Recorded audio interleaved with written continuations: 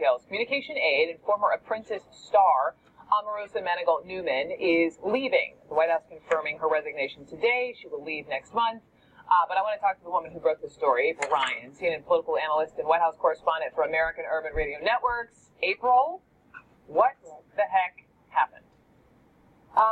What the heck happened? Well, I'm sure General Kelly is saying that after this tumultuous, tense exchange twice with her last evening, the dual firing resignation happened last evening or yesterday sometime in the evening. I'm still trying to pin that down.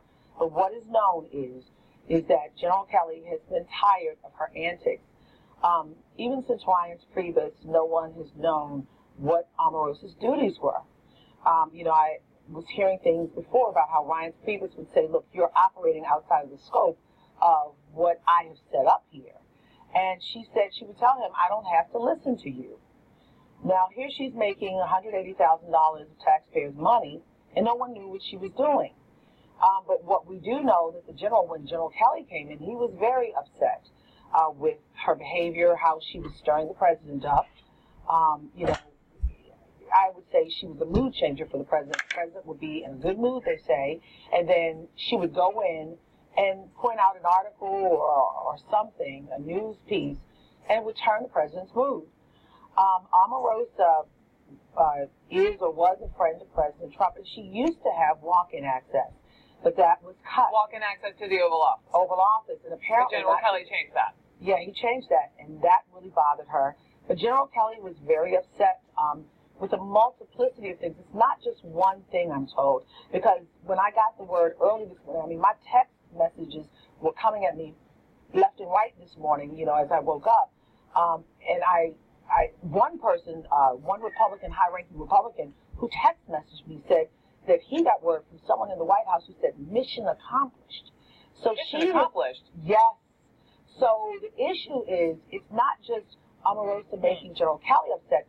It's the whole scope. She did not have warm feelings with everyone there. So can we be specific? I mean, when you talk about General Kelly was fed up with her antics, what was she doing? What was she saying that was so upsetting to him? She would cause problems within the White House. No one knew what she was doing. She would leave, and it's just a whole different thing. And then also this wedding issue. You're going to bring your bridal party into the White House? So she was getting married, and she wanted to. Did she want to have her wedding initially at the White House? I don't know what she wanted to do, but I know that she brought her bridal party in to take pictures, and that's not. Even though you work there's certain protocols that are in place, and it trivialized the White House.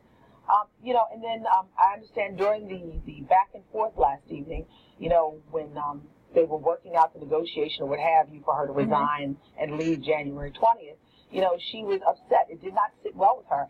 She was saying things like, I helped elect Donald Trump. And she said, I brought the black vote. General Kelly said, no, you did not. It's not there. I brought the black vote. I brought the black vote. That's what she said. Yeah. And so whatever happened, they were back and forth. There's so many different things. I mean, I'm reporting on it. I've already put out a story on it.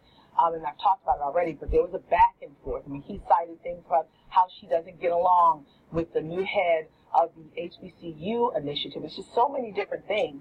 And then, that portion of the fight ended. But it didn't sit well with Omarosa. Not only that, not only did Omarosa get fired, but her assistant was fired. So then after that, General Kelly left. But it did not sit well with her. She decides to move on and before I go there, she even said to General Kelly, does the president know? He said, yes, he signed off on it. And she said, well, I want to call Donald. And he said, this is not like going to the principal's office. It's done. It didn't sit well with her when they finished that exchange. She decides, from my sources, to go to the White House, go to the residence of the White House, where, again, she does not have walk-in privileges anymore. General Kelly was called, and she continued to try to go in from what I'm hearing. And General Kelly was called, and he came over, and he told the Secret Service to get her out of here. What? So, I don't know if she's going to live out her days at the White House until January 20th. But, I mean, if you're escorted off campus, you're vulgar, you're screaming and things of that nature. Not only that, not a good thing. Right, and not only that, I'm hearing from sources, people are calling and texting me from everywhere.